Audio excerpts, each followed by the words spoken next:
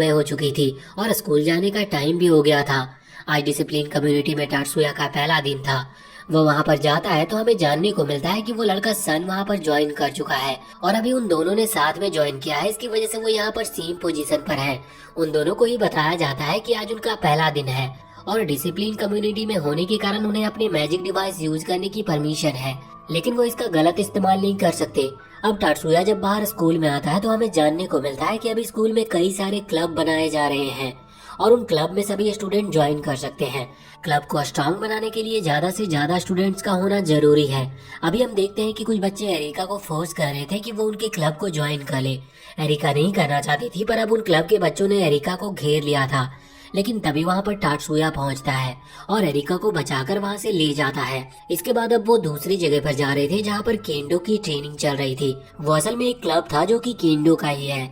यहाँ पर अभी कुछ गर्ल्स ट्रेनिंग कर रही थी। तभी वहाँ पर कुछ लड़के आते हैं जिन्हें वो जगह चाहिए थी ट्रेनिंग के लिए। इस वजह से वो वहाँ पर एक चैलेंज लगाते हैं और जो उस चैलेंज को जीतेगा उसे वो जगह मिल जाएगी।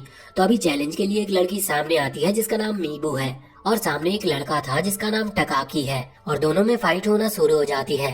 मीबू एक ही अटैक के साथ यहाँ पर टकाकी का फर्स्ट पॉइंट ले लेती है, जिस वजह से मीबू यहाँ पर जीत चुकी थी। पर टकाकी कहता है कि अभी नहीं, अभी तो ये फाइट शुरू हुई है। वो अब अपनी पूरी पावर से फाइट करने को कह रहा था और इसके बाद वो अपने कैट डिवाइस को एक्टिवेट करते हुए मैजिक के साथ मीबू के ऊपर हमला करता है। मीबू पहले अटैक को डॉज कर लेती और वो समझ गई थी कि अगर वो इस अटैक को डॉज ना करती तो शायद मारी जाती। तभी हम देखते हैं कि टकाकी फिर से हमला करने के लिए आगे बढ़ रहा था, लेकिन टाटसुया पहले ही सिचुएशन को समझ चुका था। इस वजह से वो आगे आकर अपनी सियोन वेब से टकाकी की मैजिक को रोक देता है, जिसके बाद उसने टकाकी को पकड़ते हुए नीचे गिरा दिया था। लेकिन जब टकाकी के साथी ये देखते हैं कि टाटसुया असल में लो रैंक क्लास का मेंबर है, तो इसीलिए वो उसके ऊपर हमला करने लगते हैं। पर टाटसुया उनके भी कैट डिवाइस को डीएक्टिवेट करते हुए सभी को हरा रहा था। पर अब वो बहुत सारे स्टूडेंट्स थे, इस वजह से मीबू यहाँ पर टाटसुया की मदद करने के लिए आगे बढ़ने वाली थी। पर इतने में ही उसके सेंसी यानी कि उसके टीचर उसे रोक देते हैं। अब जब टाटसुया वहाँ से बाहर आ गया था तभी उसे पता चलता है कि जिम के पीछे कोई फाइट कर रहा है।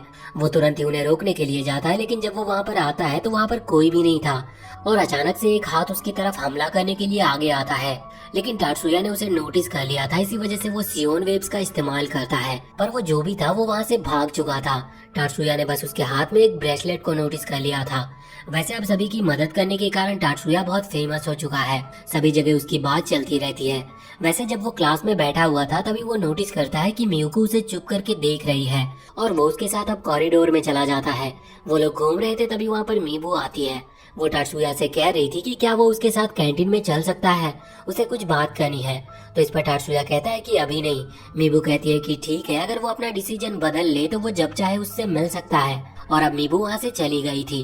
टाटसुया भी वहाँ से जाने वाला था क्योंकि उसे कुछ काम है, लेकिन मियुको उससे पूछती है कि क्या वो मीबू से मिलने के लिए जाएगा। असल में मियुको थोड़ा सा जेलस फील कर रही थी, लेकिन टाटसुया उससे कहता है कि उसे जेलस फील करने की कोई जरूरत नहीं। बाद में हम देखते हैं कि टाटसुया को काउंसलिंग टीचर के पास जाना था।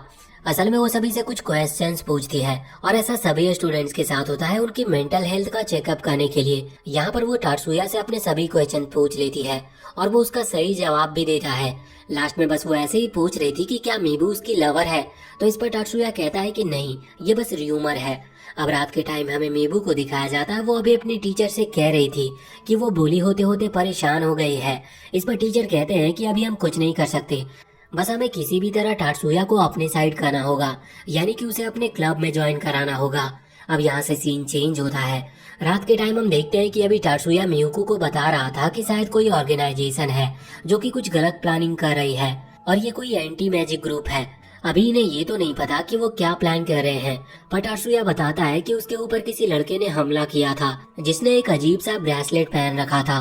वो उसकी इमेज मियुको को कंप्यूटर के थ्रू दिखाता है, जिसे देखकर मियुको कहती है कि कहीं ऐसा तो नहीं कि ये पूरी सिटी के ऊपर एक खतरा हो। टाटसुया कहता है कि हाँ, ऐसा भी हो सकता है, लेकिन मियुको कह रही थी कि अगर ऐसा हुआ तो हमारी फैमिली हमें वापस बुला लेगी, क्योंकि इतना बड़ा खतरा आएगा तो हमें बचकर रहना होगा। टाटसुया कहता है कि नहीं, मैं पहले ही इसे देख लूंगा कि आखिर चल क्या रहा है। अगले दिन हम देखते हैं कि टाटसुया अपने मैजिक का टेस्ट करने के लिए आया था। वो उसी मशीन में टेस्ट करता है जिसमें उसने पहले किया था। इस बार जो उसका रिजल्ट था वो 900 से ज्यादा मिलीसेकेंड का आया था, जो कि ज्यादा अच्छा नहीं है। इसके बाद टाटसुया फैसला करता है कि वो मीबू से एक बार बात करेगा, वो सुनेगा कि वो क्या कहना चाहती है। जब टाटसुया उससे बात कर रहा था तो मीबू बताती है कि उसका जो क्लब है उसे उतनी ज्यादा फैसिलिटी नहीं मिल रही जितनी की बाकी क्लब्स को मिलती है। वो चाहती है कि टाटसुया उनके क्लब को ज्वाइन कर ले जिससे कि उन्हें एक्स्ट्रा फैसिलिटीज मिल सके। पर टाटसुया को ये बात गलत लग रही थी क्योंकि स्टूडेंट काउंसिल ने जो डिसाइड किया है वो सही है और उनको उसी हिसाब से पर्क दी जा रही थी। अब टाटसुया उसे मना कर देता और वहाँ से चला जाता है। लेकिन उसी दिन हम देखते हैं कि मीबू का जो सीक्रेट ग्रुप है उसने स्ट्राइक कर दी थी। वो कह रहे थे कि उनकी मांगे उन्हें पूरी करनी होगी, नहीं तो वो स्कूल को तबाह कर देंगे। ये देखते हुए सभी स्टूडेंट्स डर गए थे। वैसे यहाँ पर मीबू के ग्रुप ने हर तरफ की लाइट को काट दी थी जिस वजह से जो ऑटोमेटिक ओपन डोर थे वो ओपन नहीं हो रहे थे। लेकिन फिर टाटसुया फैसला करता है कि वो मीबू से बात करेगा। वो उसे कॉल करके कहता है कि काउंसिल तुम्हारी बात सुनने को तैयार है और हम तुम्हारी बात सुनेंगे और तुम्हें कुछ भी नहीं कहेंगे, बस बदले में तुम्हें ये स्ट्राइक बंद करनी होगी। अब मीबू मान जाती है लेकिन बाद में सभी बच्चों को पकड़ लिया जाता है।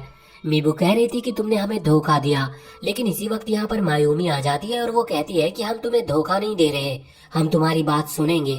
अब यहाँ पर मीबू के क्लब की प्रॉब्लम सॉल्व हो चुकी थी, पर उसी दौरान टाटसुया नोटिस करता है कि एक सीनियर लड़का भी उसी की दोस्त को अपने क्लब को ज्वाइन करने के लिए कह रहा है। वैसे टाटसुया की दोस्त ने मना कर दिया था। बाद में जब वो लड़का चला जाता है तो टाटसुया की दोस्त उसे बताती है कि असल में ये लड़का मीबू के क्लब का लीडर है, यानी कि वो मीबू का टीचर भी है। ये सुनकर टाटसुया हैरान था और वो उसके हाथ में वही ब्रेसलेट भी नोटिस करता है। वो समझ गया था कि ये वही लड़का है जिसने उसके ऊपर हमला किया था, लेकिन अभी यहाँ पर वो उसे रोकता नहीं है। हम रात का सीन देखते हैं। टाटसुया और मियुको दोनों ही अपने सेंसी के पास गए थे। वहाँ पर आने के बाद सेंसी जब ये बात सुनते हैं तो वो बताते हैं कि हाँ, सच में केंडो क्लब का जो कैप्टन है वो एंटी मैजिक ग्रुप का मेंबर है। वो ये भी बताते हैं कि उस कैप्टन का जो भाई है वो जापान का एक फेमस एंटी मैजिक क्लब का मेंबर है। ये सुनकर टाटसुया हैरान था। वो समझ गया था कि ये लोग इस तरह से शांत नहीं बैठेंगे, ये जरूर कुछ ना कुछ करेंगे, क्योंकि इनका प्लान अपने क्लब को बेहतर बनाना नहीं बल्कि कुछ और ही है। अगले दिन हम देखते हैं कि अभी एक डिबेट चल रही थी और ये इसीलिए क्योंकि जो केंडो क्लब है उन्हें अपनी पर्क बढ़ाने दे। इस वजह से वो कह रहे थे कि उन्हें क्या क्या फैसिलिटी मिलनी चाहिए जो कि बाकी क्लब्स को मिलती है। पर यहाँ पर मायूमी आगे आते हुए बताती है कि जिन्हें जितनी पर्क्स मिलनी चाहिए उतनी मिल रही है। असल में ये डिबेट इसीलिए रखी गई है जिससे कि सभी स्टूडेंट्स के सामने डिसाइड हो सके कि उन्हें जो पर्क दी जा रही है वो सही है कि नहीं। और अंत में ये फैसला होता है कि स्टूडेंट काउंसिल बिल्कुल सही कह रहा है, उन्होंने जितनी पर्क उन्हें दी है उतनी ही उन्हें मिलनी चाहिए। इस वजह से केंडो क्लब के स्टूडेंट्स बहुत दुखी थे। उसी दौरान हम बाहर देखते हैं कि जब ये डिबेट चल रही थी तो वहाँ बाहर कोई दो लोग एक बड़ा सा ट्रक लाकर खड़ा कर देते हैं और वहाँ से भाग जाते हैं। और कुछ देर बाद जैसे ये डिबेट खत्म होती है वहाँ पर कुछ स्टूडेंट जिनके हाथ में वो ब्रेसलेट था वो वहाँ से भागने लगे थे, लेकिन काउंसिल के स्टूडेंट पहले से ही इस चीज के लिए तैयार थे और वो तुरंत ही उन्हें पकड़ लेते हैं। तभी खिड़कियों से कुछ स्मोक बॉटल्स अंदर की तरफ आती है, पर उन लोगों ने उन्हें भी मैजिक से बाहर की तरफ वापस फेंक दिया था। इसके बाद अब 3 लोग गन्स लेकर वहाँ उस हॉल के अंदर आ जाते हैं, पर इसके लिए भी वो तैयार थे। मैरी अपनी मैजिक पावर से उन्हें रोक देती है जिस वजह से अब वो कुछ भी नहीं कर पाते। टाटसुया को भले ही ये बात पता नहीं थी कि इनकी अटैक करने की वजह क्या है, पर उसने बाकी चीजें सभी को बता दी थी, इसीलिए वो पहले से तैयार हैं। अब वो लोग बाहर जाते हैं जहाँ पर ज्यादा लोग गन्स लेकर तैयार थे, पर अब सभी लोग मिलकर काम कर रहे थे, इस वजह से वो लोग कुछ भी नहीं कर पाते। तभी वहाँ पर काउंसिल टीचर आती है और वो टाटसुया और बाकी सभी को बताती है कि इन लोगों का मेन मोटिव यहाँ हॉल के ऊपर हमला करना नहीं था, बल्कि यह स्कूल की लाइब्रेरी के ऊपर अटैक करने वाले हैं। और यहाँ पर उन्होंने ये हमला इसीलिए किया था जिससे कि हम डिस्ट्रैक्ट हो सके। वो यहाँ पर ये भी कह रही थी कि भले ही मीबू इनके साथ मिली है, लेकिन उसकी गलती नहीं है, क्योंकि जो उनका टीचर था यानी कि उस क्लब का लीडर वो एंटी मैजिक ग्रुप का मेंबर है। उसी ने मीबू को मैनिपुलेट करा उनके साथ मिलकर काम करने के लिए। अब टाटसुया और सभी फैसला करते हैं कि वो मीबू को बचाएंगे और ये ग्रुप जो चाहता है उसे वो करने से भी रोकेंगे। लियो कहता है कि मैं यहाँ के लोगों को संभाल लूंगा, जिसके बाद सभी वहाँ से आगे बढ़ गए थे। लियो अभी सभी से अकेले लड़ रहा था। टाटसुया बताता है कि उसके पास रीइंफोर्समेंट मैजिक है, जिस वजह से उसके लिए सभी से अकेले लड़ पाना थोड़ा आसान है। उसे पता था कि वो बहुत ही जल्द उन लोगों को हरा देगा, इस वजह से वो लियो से कहता है कि वो जल्द से जल्द लाइब्रेरी में आ जाए। इन लोगों को हराकर लाइब्रेरी के बाहर पहुंचने के बाद टाटसुया अपनी पावर से स्कैन करता है कि वहाँ पर कौन खड़ा हुआ है, जिससे उन्हें थोड़ी आसानी हो सकती है। अब वो तुरंत ही लाइब्रेरी के अंदर आ गए थे। अंदर आने के बाद उनकी उससे फाइट होती है, लेकिन वो उन्हें हरा देते हैं और एक थोड़ा पावरफुल मेंबर वहाँ पर आता है। एरिका कहती है कि वो अकेले ही उससे लड़ लेगी, जिसके बाद टाटसुया और मियुको दोनों ही आगे बढ़ गए थे। मियुको टाटसुया की मदद करती है पहले आगे जाने में, उसके बाद वो अपने डिवाइस की मदद से उड़ते हुए टाटसुया के पीछे आ रही थी। अब उसी लाइब्रेरी के एक सीक्रेट रूम में हम देखते हैं कि मीबू अभी खड़े होकर सोच रही थी कि उसने जो किया वो सही था या गलत, क्योंकि उसने एंटी मैजिक ग्रुप के लीडर की मदद की है। और यहाँ पर हमें जानने को मिलता है कि असल में वो मिस्टीरियस मैन स्कूल के डेटा को चोरी करना चाहता है और इसीलिए वो यहाँ पर लाइब्रेरी के अंदर उस डेटा को अपनी पेन ड्राइव में कॉपी कर रहे थे। पर उसी दौरान टाटसुया वहाँ पर आ जाता है और अपनी सियोन वेब की मदद से उन नेटवर्क्स को जैम कर देता है। अब उनमें से एक आदमी वहाँ पर टाटसुया के ऊपर हमला करने के लिए आगे बढ़ता है, लेकिन टाटसुया उसे बहुत ही जल्दी हराकर रोक दिया था।